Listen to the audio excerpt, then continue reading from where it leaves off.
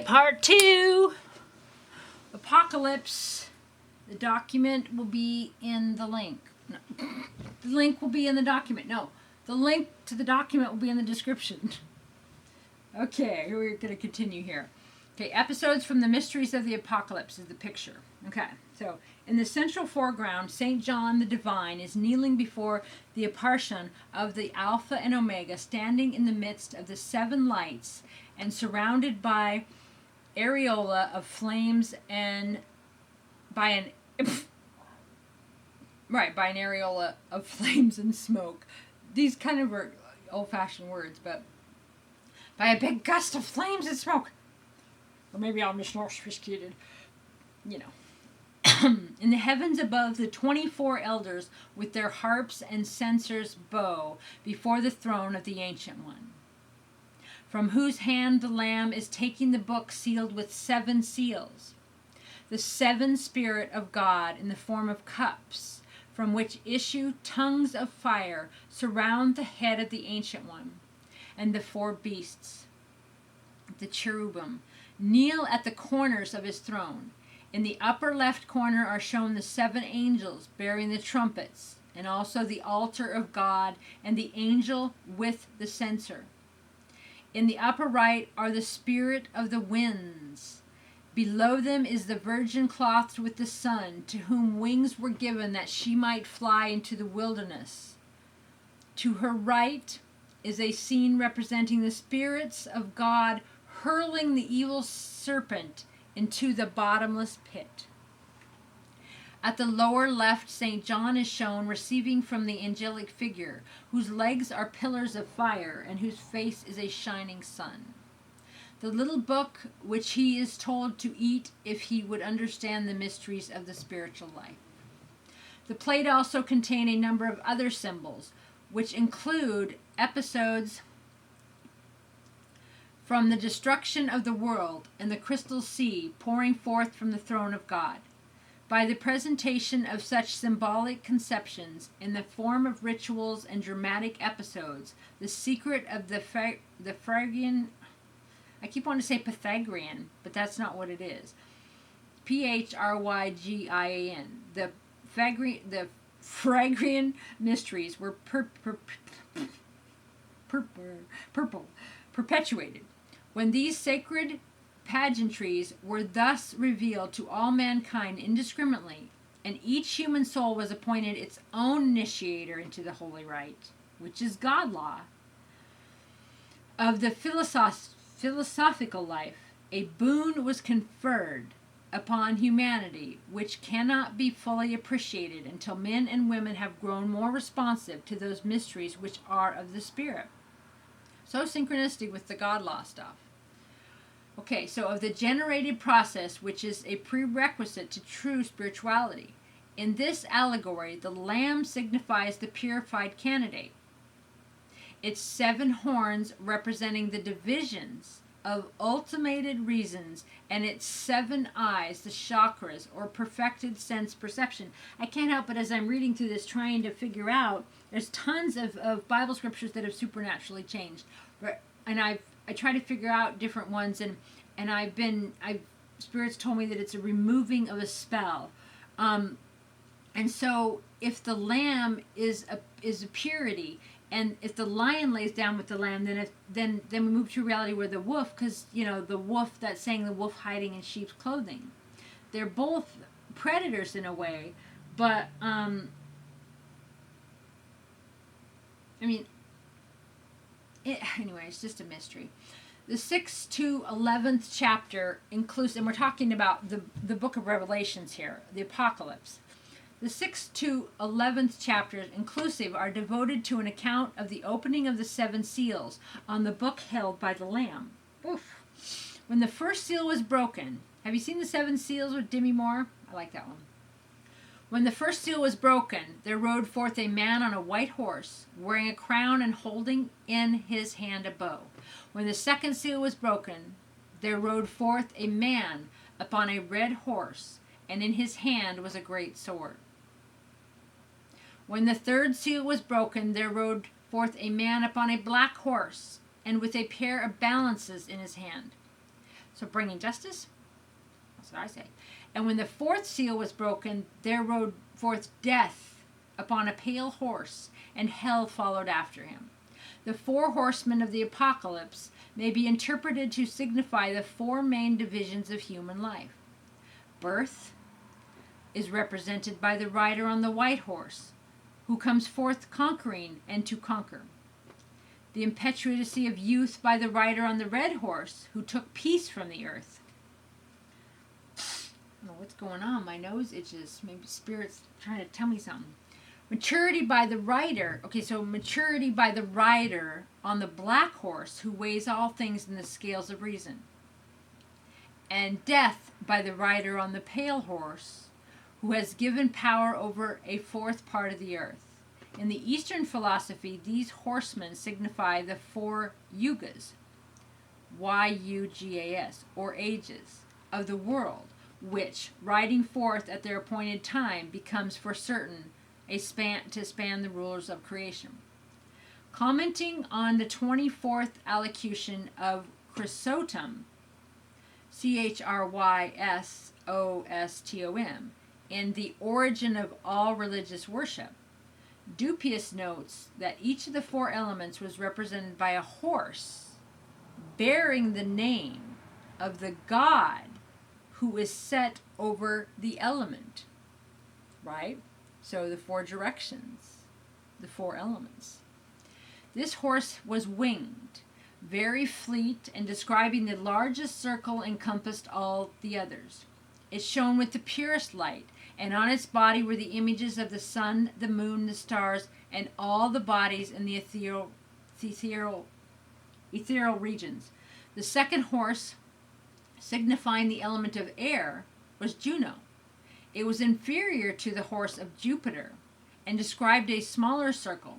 Its color was black, but that part exposed to the sun became luminous, thus signifying the diurnal and nocturnal conditions of air. The third horse, symbolizing the element of water, was sacred to Neptune.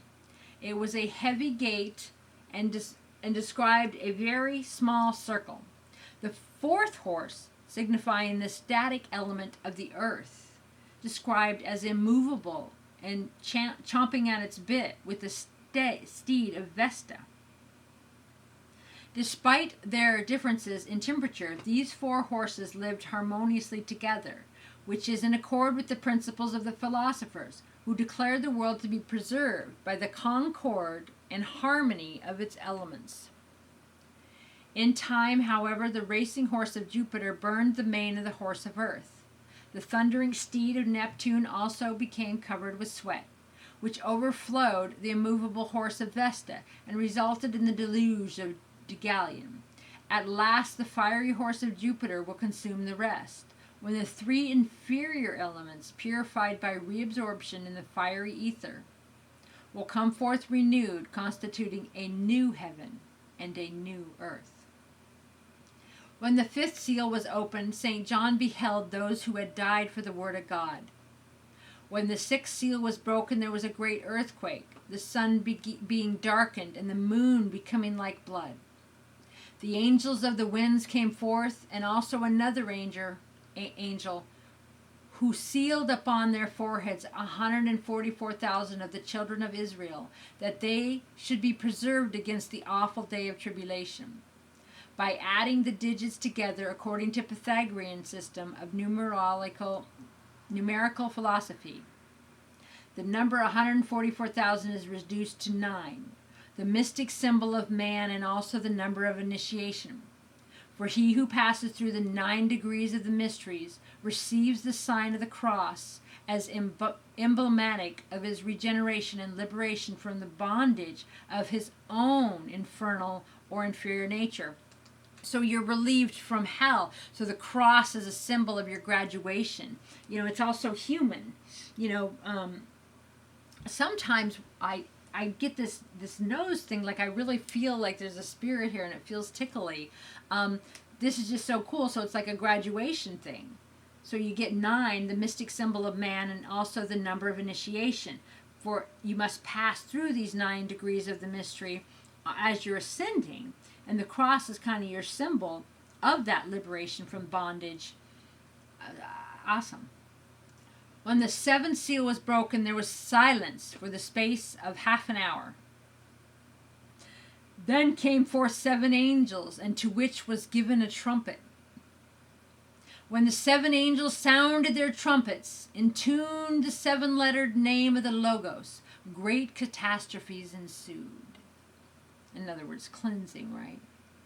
A star, which was called wormwood, fell from heaven, thereby signifying that the secret doctrine of the ancients had been given to men who had profaned it and caused the wisdom of God to become a destructive agency. So instead of using the God law for the empowerment, it was used for, let's just say, nefarious means. Okay, so wormwood, the wisdom of God to become a destructive agent. And another star, symbolizing the false light of human reason, as distinguished from the divine reason of the initiate, fell from heaven, and to it, materialistic reason, was given the key to the bottomless pit, and in parentheses says nature, which it opened, causing all manner of evil creatures to issue forth. And there came also a mighty angel, who was clothed in a cloud, whose face was as the sun, and whose feet and legs as pillar of fire, and one foot was upon the waters, and the other upon the land. In parentheses it says the Hermetic Anthropos, Anthropos. This celestial being gave St. John a little book, bidding him eat it, which the seer did. The book is representative of the secret doctrine, the spiritual food, which is the nourishment of the Spirit. And St. John, being in the Spirit, ate his fill of the wisdom of God, and the hunger of his soul was appeased. The 12th chapter treats of a great wonder appearing in the heavens, a woman clothed with the sun, the moon under her feet, and upon her head a crown of 12 stars. This woman represents the constellation of Virgo, and also the Egyptian Isis, who, about to be delivered of her son Horus, is attacked by Typhon, the latter attempting to destroy the child predestined by the gods to slay. There's a word missing. It just says to slay the. Okay, and then this picture is called John's vision of the New Jerusalem. Okay, in the upper left corner is shown the destruction of Babylon. Also the angel which cast the great millstone into the sea, saying, "Thus with violence shall that great city Babylon be thrown down, and shall be found no more at all. Below is the horseman called Faithful and True, casting the beast into the bottomless pit. At the lower right is the angel with the key to the bottomless pit, who with a great chain binds Satan for 1,000 years. In the heavens above is represented one like unto the Son of Man, who carries a great sickle, with which he reaps the harvest of the world. In the center is the holy city, the New Jerusalem, with its 12 gates and the mountain of the Lamb rising in the midst thereof. From the throne of the Lamb pours the great river of crystal, or living water, signifying the spiritual doctrine upon all who discover and drink of its waters are conferred immortality. Kneeling upon a high cliff, St. John gazes down upon the mystic city, the archetype of the perfect civilization yet to be. Above the New Jerusalem, in a great sunburst of glory, is the throne of the Ancient One, which is the light of those who dwell in the matchless empire of the Spirit. Beyond the recognition of the uninitiated world is an ever-increasing aggregation composed of the spiritual elect. Though they walk the earth as ordinary mortals, they are of a world apart, and through their ceaseless efforts to the kingdom of God is being slowly but surely established upon earth. These illuminated souls, these illumined souls, are the builders of the New Jerusalem, and their bodies are the living stones in its walls.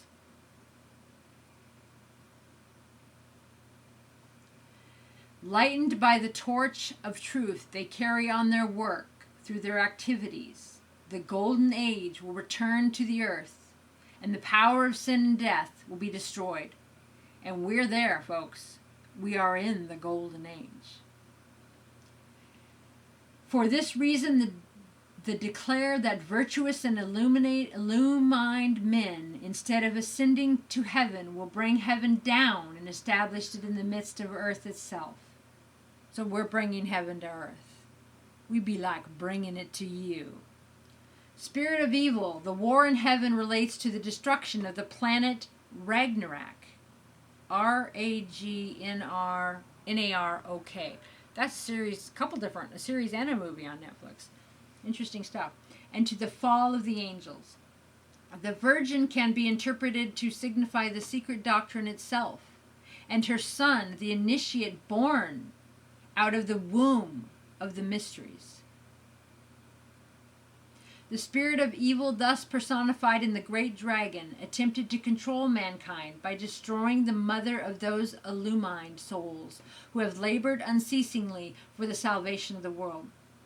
Wings were given to the mysteries, in parentheses it says the Virgin, and they flew into the wilderness, and the evil dragon tried to destroy them with a flood. In parentheses it says of false doctrine, but the earth, and in parentheses it says oblivion, swallowed up the false doctrines, and the mysteries endured. The 13th chapter describes a great beast which rose out of the sea, having 7 heads and 10 horns. Faber sees in this amphibious monster the Demiurgus, or the creator of the world, rising out of the oceans of chaos. See? That's what's happening now. The oceans of chaos and chaos magic, and it's all clearing. While most interpreters of the apocalypse consider the various beasts described therein as typical of evil agencies, this viewpoint is the inevitable result of unfamiliarity with the ancient doctrines from which the symbolism of the book is derived. Astronomically, the great monster rises up out of the sea is the constellation of Cetus, Cetus, which is the whale. Because religious aesthetics looked upon the universe itself as an evil and ensnaring fabrication, they also came to regard its creator as a weaver of delusions. Thus the great sea monster, the world, and its maker, the Demiurgus, it's Demiurgus, whose strength is derived from the dragon of cosmic power, came to be personified as a beast of horror and destruction, seeking to swallow up the immortal part of the human nature. The 7 heads of the monster represent the 7 stars or spirits composing the constellation of the Great Dipper, called the Hindus Rishis, which is Rishis, or cosmic creative spirits. The 10 horns Faber related to the 10 primordial patriarchs. These may also denote the ancient zodiac of 10 signs.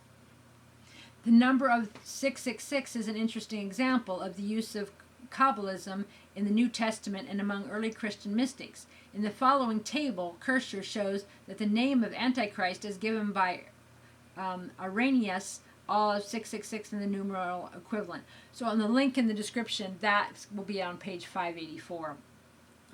You can check that out. Okay, James Morgan Prius also noticed that according to the method of figuring the Greek term, which it shows some Greek language there, 4 letters, which signifies the lower mind, has 666 as its numerical equivalent. So 666 being the lower mind. Or, like 3D, 5D, which puts it in a general, very basic. It is also well known to Kabbalists that and it has a symbol again, and it says Jesus. So it's a Greek word for Jesus. It's really cool looking. Looks like Noovs, has for its numerical value another sacred and secret number, 888. adding the digits of the number 666, and again adding the digits of the sum given the sacred number 9, the symbol of man in his unregenerated state and also the path of his resurrection. The 14th chapter opens with the Lamb standing on Mount Zion, the eastern horizon. About him gathered the 144,000 with the name of God written in their forehead. An angel thereupon announces the fall of Babylon, the city of confusion or worldliness.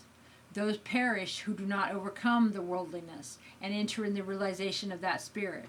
And not matter is enduring, for having no interest other than those which are material. They are swept to destruction with the material world.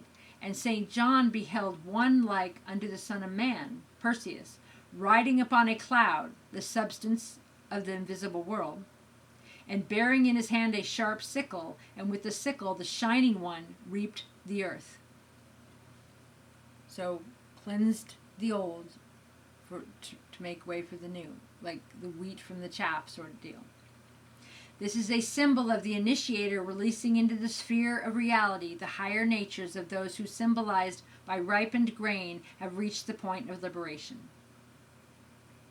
And there came another angel, Butes, death, also with a sickle, karma, who reaped the vines of the earth, those who have lived by the false light, and cast them into the winepress of the wrath of God. And in parentheses it says the purgatorial spheres. So the wrath of God being just a continuance to keep doing it.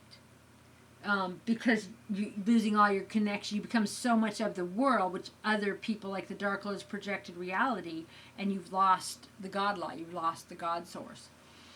All right, well, I'm going to read the rest of this, so I'm going to stop this here and do a part 3. It's interesting stuff. The word, the power of the word and the fiat is what drew me in. And then I went and looked at the title above it when it said the apocalypse, and so I find it very timely and synchronistic. So I'm going to read the rest of this to you in part 3. Stay tuned. I know it's very exciting, huh? Oh my gosh, it's so exciting.